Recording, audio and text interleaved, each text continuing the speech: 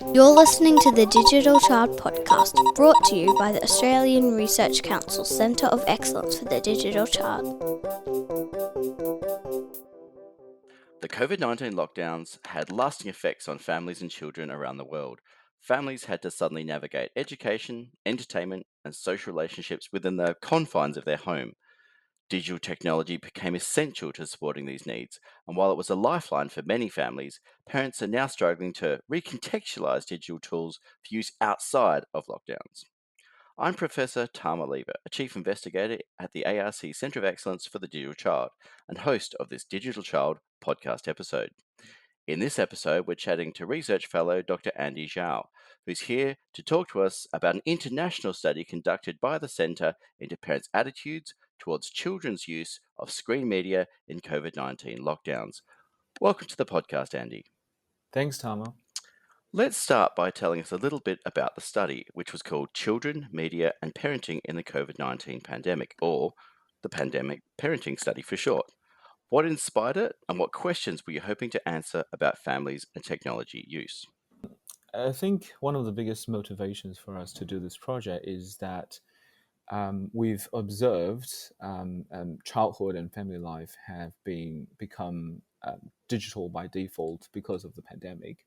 So we have seen digital and screen media becoming increasingly used by families, and particularly children in these families.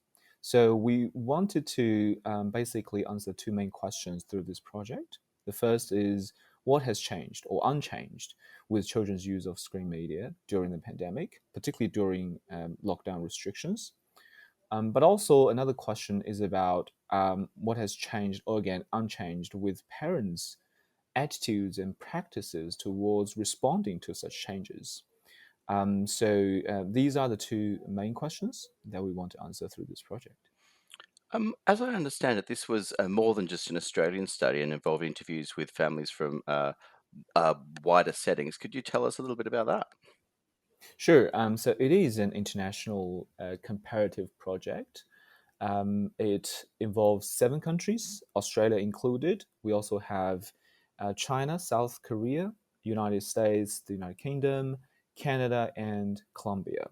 It involves these different 7 countries because we feel, first of all, we want to understand how the different government policies regarding lockdown restrictions during the pandemic may impact children's use of screen media during the pandemic, and also parents' attitudes towards their use. But also, we were interested in understanding the different cultures and values and norms of parenting in different countries. So that's why we decided to include these different contexts, so that we're not just focusing on Australia, but we're looking at different countries and how parents and families in these different countries respond to the pandemic. Did you find that most countries had policies, or were these more sort of accidental policies that came from something else? Do you mean the policies against COVID, or Did the COVID policies actually address children in any way? not necessarily? But instead, it's more of I guess, an unexpected result of these COVID policies regarding children's use of screen media. For example, in countries with more extended and strict lockdowns, children will have more intense use of digital and screen media, and parents' attitudes towards these kind of use, everyday use, will also be very different from countries without these kind of extended lockdowns. So it's more about this kind of unexpected responses, I guess, towards these COVID-19 policies. So you're saying one of the study areas was how parents controlled or managed screen uses, screen time during lockdown, and that this obviously can change or should change, I guess, when inverted commas normal life is resumed. But can you tell us what you found in that respect? I do think many parents. So we interviewed 140 parents in total, 20 parents in or caregivers in each country. Most of them did have the expectation that they could come back to that kind of normality, pre-pandemic normality. They wanted to be able to, for example, regain control of their children's use of screen. They wanted to reintroduce that kind of no screen day, which they had before. Because one of the changes for children's use of digital screen media was that all those pre-pandemic domestic policies at home around screen use or screen time in general uh, didn't apply anymore during lockdowns, because children spend most of the time at home. Their everyday routines, including outdoor activities such as sports or socialization, were disrupted. So those rules do not apply, and parents had nothing, they had nothing to do to change this. Although they felt that it's not good, parents had guilt about children being exposed to more screen and digital media than before. They wanted their children to be able to enjoy outdoor activities, but they couldn't because of lockdown restrictions. So they had this kind of feeling of resignation and parental guilt. So that's why they had this kind of expectation that after the lockdown is over or the pandemic is over, which won't happen probably in the near future, they hope to restore the kind of normality before the pandemic.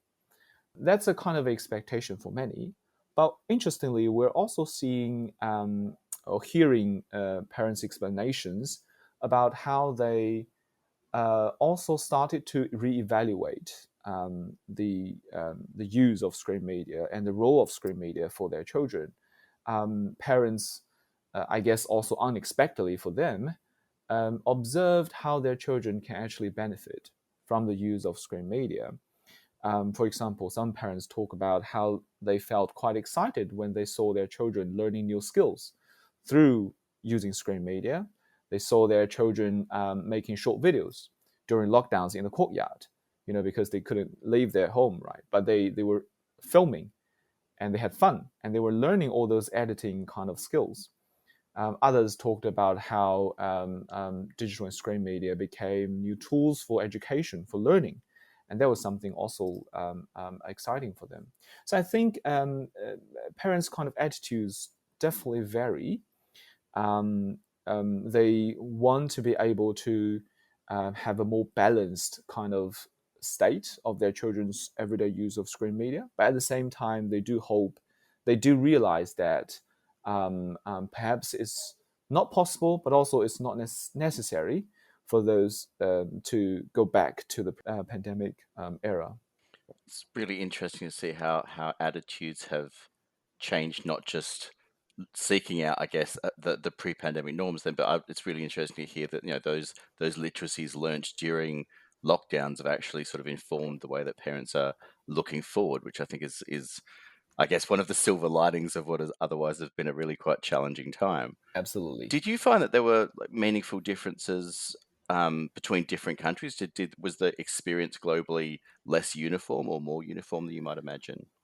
That's a good question. I think there are both similarities and differences. First of all, I'm not. I wouldn't claim that I'm very familiar with all contexts. Because we have 13. It's a 13 people research team, so that's quite huge. I was mostly, I think, familiar with, for example, China, Australia, and the United States.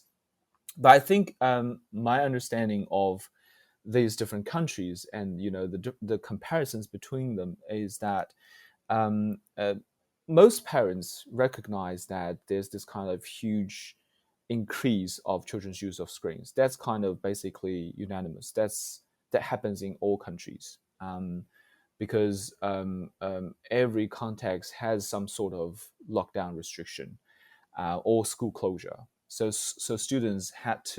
children had to spend more time at home. So there's definitely that kind of change, and there's also, I think, similar level of concern from parents about their children's increased use of screen and digital media. However, I would say for different reasons. Say in China, parents were concerned about children's use of screen because they were worried that it might damage their eyes or physical health in general. Whereas in countries like Australia and the United States, parents were more concerned and worried about screens' adverse impacts on emotional well-being, for example, or behaviors. I feel the difference is mainly because of the messages that these parents receive from popular discourses or from media in general. But aside from that, parents to some extent also have different ways of managing, I think, children's use of screen media. So, for example, in China, the way parents approach their children, managing their children's screen media, is more about uh, some very kind of straightforward method. For example, denying access or monitoring their use. Whereas in Australia, for example, we've seen parents trying to engage in more open conversations with their children to talk about the purposes, for example, of using these devices to set up plans together. So I think there are both kind of similarities, but also differences in these spaces. You mentioned there that the families were sort of worried about being unable to return to sort of pre-pandemic, what other people might call screen time or length of screen use, something like that. Um, how would you like respond to that fear? Like, what advice would you give families who are worried about that?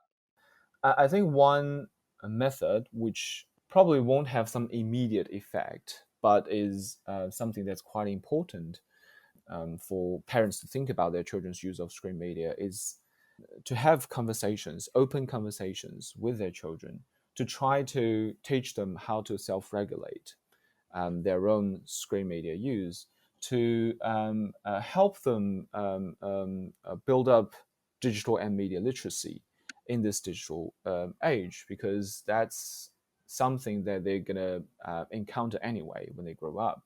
There was this very interesting story shared by an Australian parent, I think, was how she did a lot of online shopping during the pandemic, particularly during the lockdown. And her child was so interested in what the mom was doing. The child just came up and asked what the mom is doing, and instead of turning the screen away, she showed her child what she's doing. She went through the website with her. I think she had a son, telling the son what these different symbols mean. What does international delivery mean? What's that dollar symbol mean? So she actually went through this with her son, and then they ended up Googling the different reviews of the vendor, trying to figure out whether this vendor is safe, is secure or not.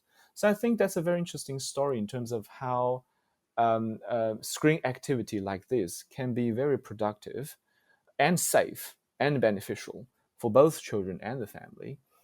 So I think instead of being worried, I think, of screen time, parents can think more about how screen media and devices can be an integral part of family daily activities and routines, which can then be beneficial for children and the family.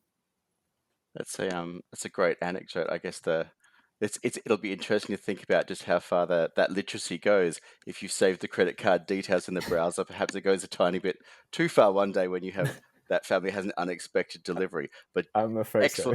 excellent that the young person has at least built some really basic literacies there about the way that money gets used online. So I guess Andy, you yourself, you've become a parent very recently. Is there anything from this study that you think will influence the way that you think about parenting and your child's screen use going into the future? That's a great question. I have a 8-month-old, so frankly, I haven't thought about that. There's some screen use for her already, but I don't think she knows what a screen is. She just likes playing with the phone, because I guess because my wife and I were always on the phone in front of her, so she thought, oh, why is daddy and mommy kind of always on the phone? That must be something very interesting. So she was really interested in that. But I think to me, after I actually also learned a lot from the interviewees, from the participants. Um, uh, to be honest, I think my identity as a Chinese migrant in Australia was something that's slightly different from the parents interviewed, um, because I'm exposed to both the cultures of parenting in China and in Australia.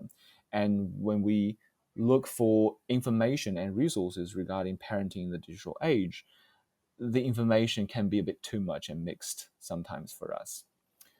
So I have to say, for a certain period of time, that gave me anxiety, and I panicked a bit in terms of finding the right information and the best practice.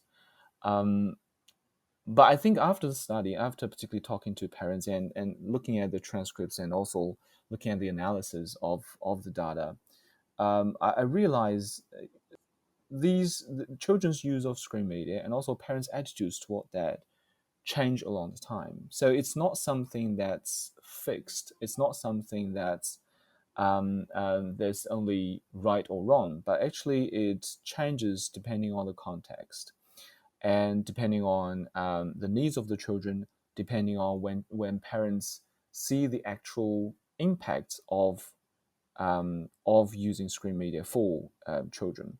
So I think I'm I'm also becoming more flexible, I would say, or to some extent more open to different possibilities after this study. When my child is at the age of using the screen media, I'm not sure how I will respond. But I think when I think of this project, I will say, calm down. Think about all the parents that have gone through that. Think about how they have learned through the pandemic. That's something I can do as well, I think. Fantastic stuff. Thanks so much for joining us today, Dr. Andy Zhao. That's a wrap for today's episode. If you enjoyed this episode, you can find more on your favorite streaming service, or you can check out our website, digitalchild.org.au.